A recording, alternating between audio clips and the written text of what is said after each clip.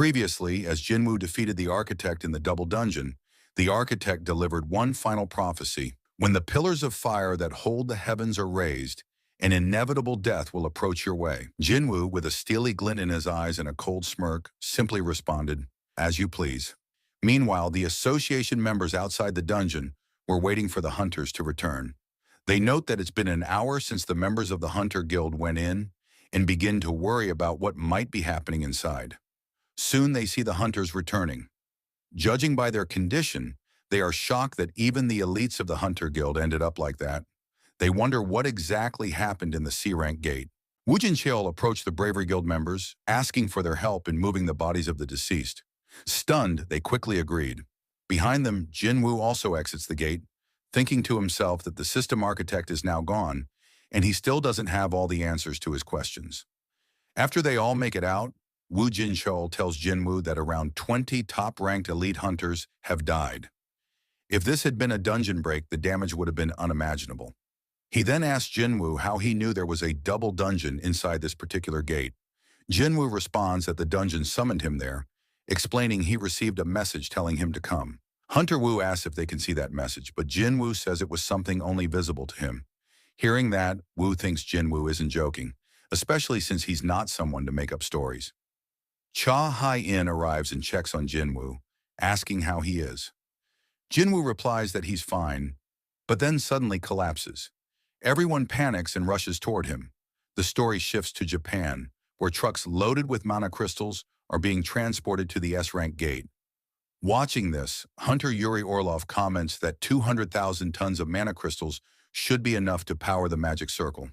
He creates a barrier around the gate, saying that it will now gather magic power on its own. Suddenly, Yuri senses something unusual.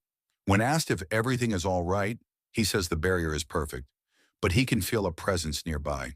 He calls out to whoever it is to reveal themselves, but no one responds. A man with him asks what kind of person would be bold enough to linger around a site that could experience a dungeon break at any moment. Yuri replies, "I never said it was a person." From atop a nearby building, a mysterious man observes them, commenting that Yuri has good senses. The man's name is Sung Il Hwan. He notes that everything is unfolding according to a predetermined tragedy. As the military surrounds the area, Kana asks Sugimoto why they're deploying troops, even though modern weapons are ineffective against monsters. Sugimoto explains that if Yuri fails, they'll need to stall for time so the first wave of hunters can get ready.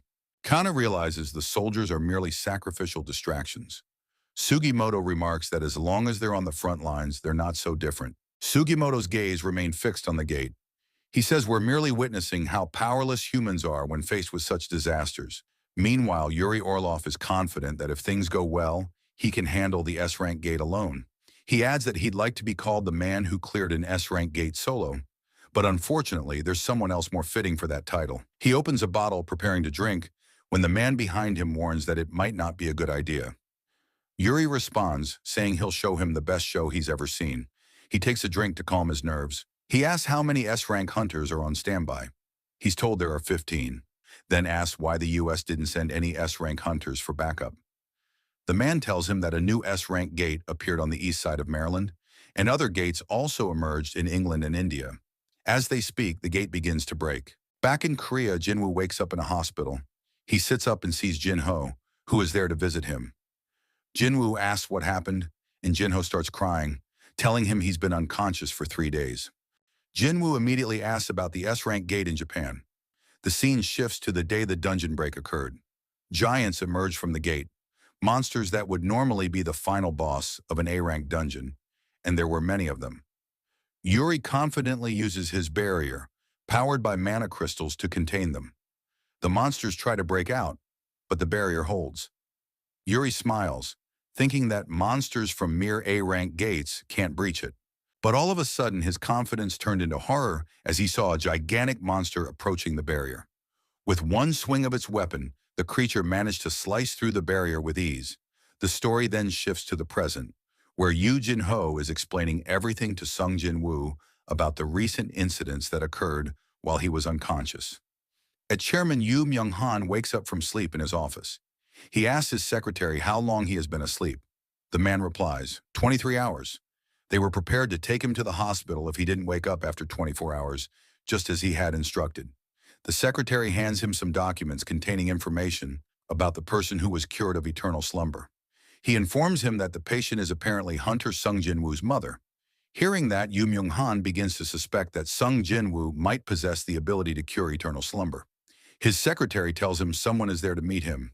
As the woman enters the room, she looks at his condition and asks how long he has been like this. Back in Japan, we see the aftermath of the dungeon break and how Hunter Yuri Orlov was devoured whole by one of the giants. The military tried to stop the creatures, but it was useless, as their weapons had no effect on the monsters from an S-rank gate.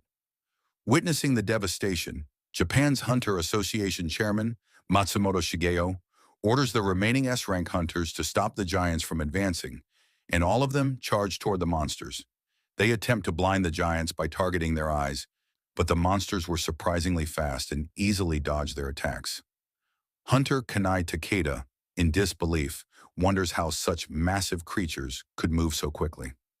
Meanwhile, back in Korea, Sung Jin-woo watches footage of the battle from his room.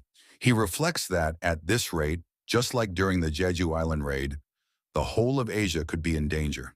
He begins to consider leaving for Japan to deal with the dungeon break personally.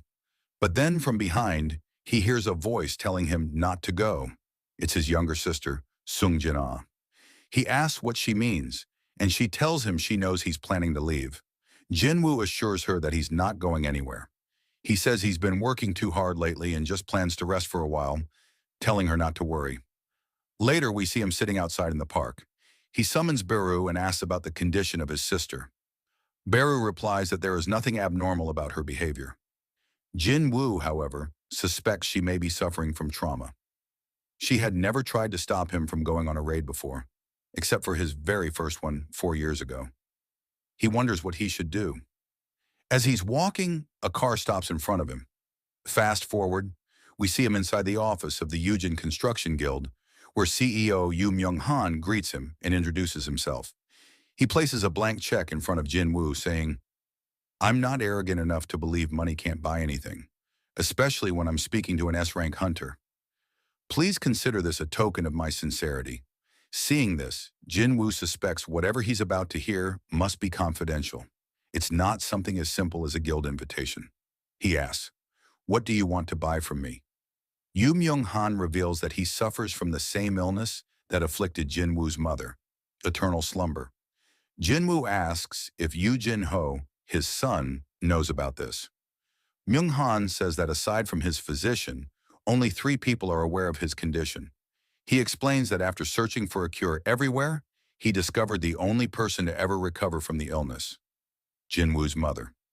He doesn't believe it's a coincidence and asks Jin-woo to help him, promising he will never forget his kindness. Hearing that, Jin-woo thinks about his sister, who may also need a potion to heal from her trauma. Fast forward to Japan, reporters are flying over the devastated city, documenting the destruction caused by the dungeon break. One of them expresses concern, asking what would happen if the giants decide to attack them. Another replies that they're safe as long as they keep their distance. This has been confirmed by multiple researchers and is considered trustworthy. They focus their cameras on the leader of the giants, noting that the largest one is the only one guarding the gate, while the others are spread out across the region. It seems to either be waiting for someone or simply protecting the gate. Only 2 of the 30 giants have been defeated over the past 2 days, and if they aren't stopped soon, the entire world could be in danger. Back in Korea, at Jin-woo's office, Yu Jin-ho is shocked to hear that Sung Jin-woo is planning to go to Japan. He tries to stop him, saying this situation is different from the Jeju Island raid. The monsters are far more dangerous and abnormal in size. Jin-woo tells him that if he succeeds, the name of the Ajin Guild will gain worldwide recognition. Still, he notes that even Jin-ho, who always trusted him, is now worried. Jin-ho eventually agrees, on one condition: they go to Japan together. He then brings up something he's noticed: the Red Gate incident, the Jeju Island raid, and the recent double dungeon. All of them had one thing in common. Jin-ho wasn't involved in any of them. Jin-ho says the only thing he can proudly claim is staying by Jin-woo's side. It's embarrassing, he admits, but you're my only source of pride. Jinwoo smiles and says, that's not something you'd expect from a millionaire's son. Jinho tells him he trusts him, and if it's safe for Jinwoo, then it will be safe for him too. Jinwoo stands up, feigning a change of heart. I was just joking, he says. Why would I go to Japan right now? He tells Jinho to head home. As he walks away, Jinwoo begins thinking about the architect from the double dungeon, someone who might be on his level. That realization means there are still many beings out there stronger than him. It's a vast world after all. After arriving home, he's greeted by his mother. While eating, he asks about Jinna. His mother replies that she said she wasn't hungry. Jinwoo starts to reflect on Yoon Myung-han, Jinho's father, and how he claimed to suffer from eternal slumber. Jinwoo doesn't truly know what kind of person he is or if he's really afflicted. The remaining holy water of life is limited, so he must use it wisely.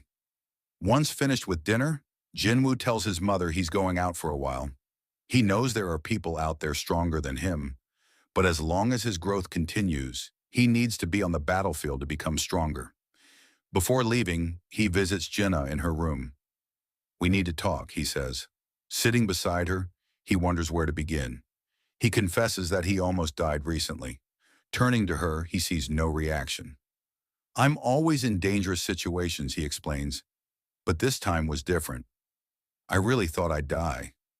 I made it out alive, he continues, and I'm grateful for every time I come home. He pats her head and promises that this time too he'll return. He thanks her for stopping him from leaving this time. With tears in her eyes, Jinna replies, You would have left anyway. Jinwoo smiles and responds, But I'll come back. We fast forward to a press conference held by Chairman Go Gun-hee regarding the dungeon break in Japan. Jinwoo has decided to head there himself to deal with the S-rank gate. At the airport, just as Jinwoo is about to leave, he notices something. Despite his efforts to stop him, Jinho has managed to follow him. Realizing there's no other way, Jinwoo reluctantly gives in. Together, they prepare to board the plane and face what lies ahead in Japan. The story shifts to Japan, where the military is trying to rescue survivors from the ongoing disaster. A soldier tells the civilians that there's only room for 3 or 4 more people, urging them not to waste time worrying about those who might not survive, as the giants are approaching. If they stay, they'll all die. He tells them to find cover, but as he looks up, he sees that the giants have already found their location. The soldiers open fire on the monsters, but their weapons prove ineffective. Just as one of the giants reaches toward the survivors, a giant trident pierces its chest, launching it several blocks away. As the lifeless giant lies among the rubble, the soldiers stare in confusion. Then they notice another monster-like figure. This one is protecting them. A man approaches, telling them to evacuate immediately because the area is no longer safe. It's Sung Jinwoo. At that moment, rocks began falling from the building and flying straight toward the citizens. But Jinho arrived just in time and shielded them with his large shield. Then, Jinho told Jinwoo that he would stay behind and help the survivors escape. Hearing that, Jinwoo prepares to take out all the monsters in the area. Alongside Jima, he charges at the creatures. The giants are no match for Jima's strength, and it takes out multiple enemies with ease. Seeing this, Jinwoo also jumps into the fight and slices one of the giants in 2 with a single swing of his dagger. The scene shifts to the Scavenger Guild in the United States, where some hunters are discussing Jinwoo's actions in Japan. One comments that Lady Selner didn't enhance Jinwoo's powers. Another scoffs, saying that even though he reawakened, every hunter has limits, and Jinwoo will eventually die at that level. They start betting on how long Jinwoo will last in this raid. As they mockingly discuss it, a voice interrupts from behind. Thomas Andre, the Scavenger Guild's guildmaster. He says he'd bet the entire guild building that Jinwoo will survive. Then he warns them to worry more about the S-rank gate that just appeared in their own territory. The dungeon break is tomorrow, and he wonders how many of them will survive that battle. Looking out the window, he remarks that Japan might have been fun, but tomorrow will be entertaining in its own way. Back in Japan, news outlets are broadcasting live footage of the city as Jinwoo's summons deal with the giants. A giant screams in agony as Ant King Baru's minions devour it alive. Another giant chases a small girl, who runs in fear. Just as the monster's about to catch her, a shadowy figure appears and slices off its hand. It's Igris, saving the child. As the giant reels in pain, it fails to notice Iron charging straight toward it. With a devastating blow to its head, Iron defeats the giant, slamming it into the ground. He proudly stands atop the corpse. Watching this, Igris sighs. Meanwhile, Jinwoo observes everything from afar, and seeing Iron in action, comments that Iron must be excited now that he's upgraded. He's relieved to see him doing a good job. A Japanese soldier then approaches and thanks Jinwoo. Not understanding Japanese, Jinwoo simply gives him a thumbs up and says, "You good, brave soldier." He then asks Jinho to help finish the evacuation. After everyone leaves, Jinwoo stands before the corpse of the fallen giant. Using shadow extraction, he prepares to add it to his growing army. Meanwhile, at the Hunter Association headquarters in Japan, officials inform Chairman Matsumoto Shigeo that the city is gradually being reclaimed from the giants. Hearing this, Matsumoto reflects that Goto Ryuji may not have been wrong. He recalls the eyes he saw at the airport. He's seen countless hunters before, but Sung Jinwoo is on another level. Unrivaled. He remembers their first meeting at the airport when Jinwoo and Yu Jinho arrived in Japan. Matsumoto greeted them and explained that the giants were advancing toward Osaka. He requested that Jinwoo focus on defending the city, thinking that even someone as powerful as Jinwoo couldn't possibly take down all the giants alone. While Jinwoo handled defense, Matsumoto planned to negotiate support from other nations. However, to their shock, Jinwoo declined the request. Instead, he boldly declared that he would defeat all of the giants by himself.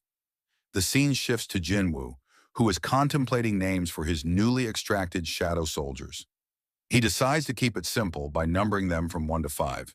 As he finishes, Baru appears and informs him that another enemy has been eliminated. Jinwoo names that one number 6. Before moving on, he tells Jinho to rest for now. Jinwoo thinks to himself that things have been relatively easy so far. But this is only the beginning.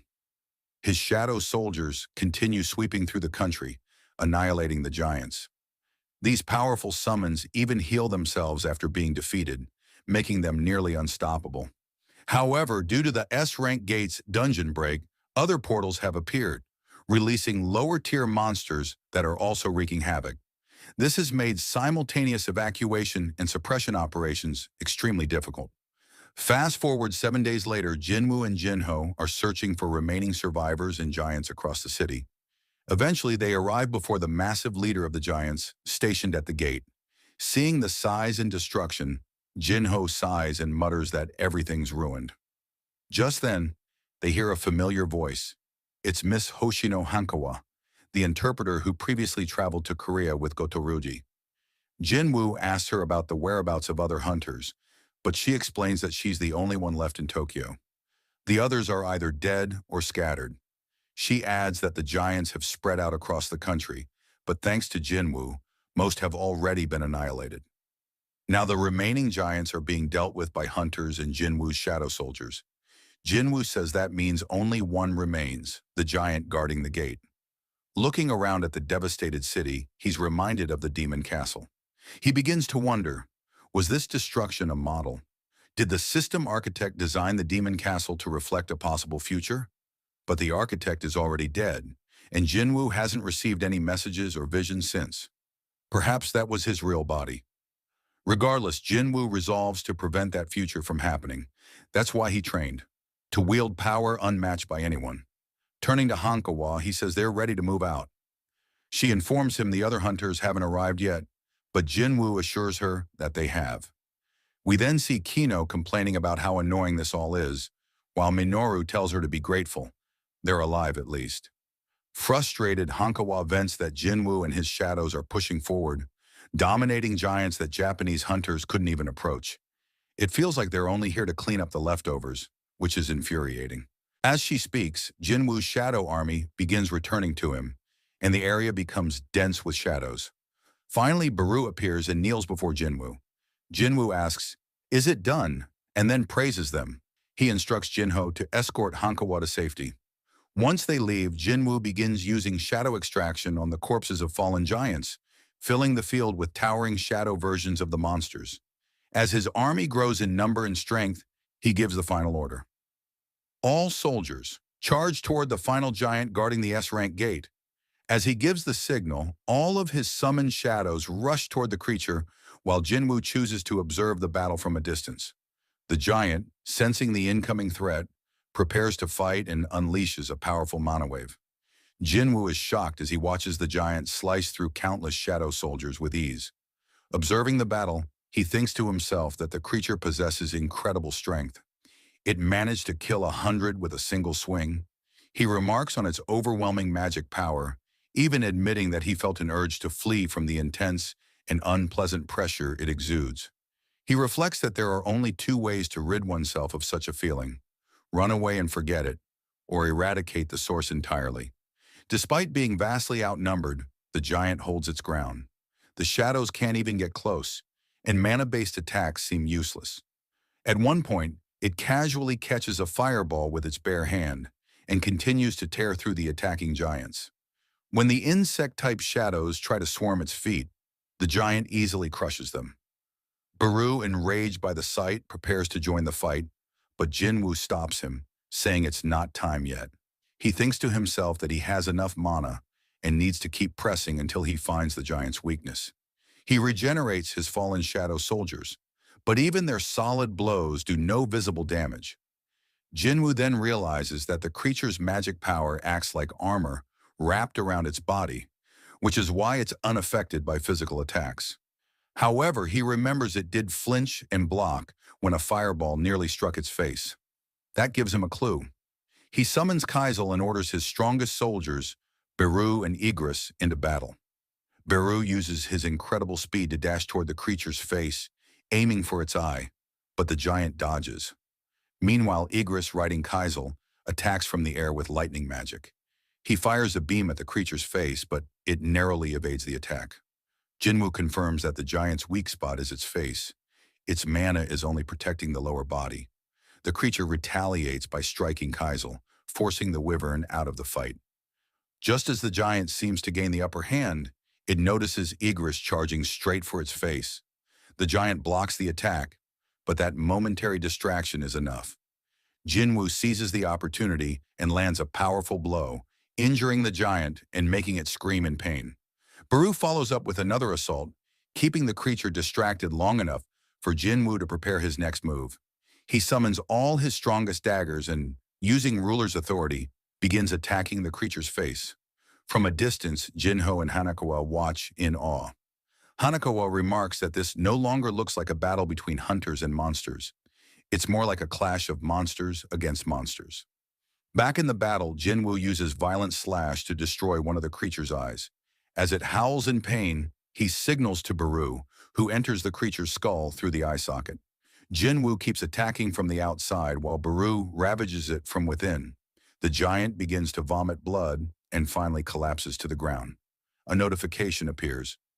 You have defeated the enemy. The episode ends here. Thank you so much for watching. I really appreciate it. If you're not subscribed yet, please consider subscribing.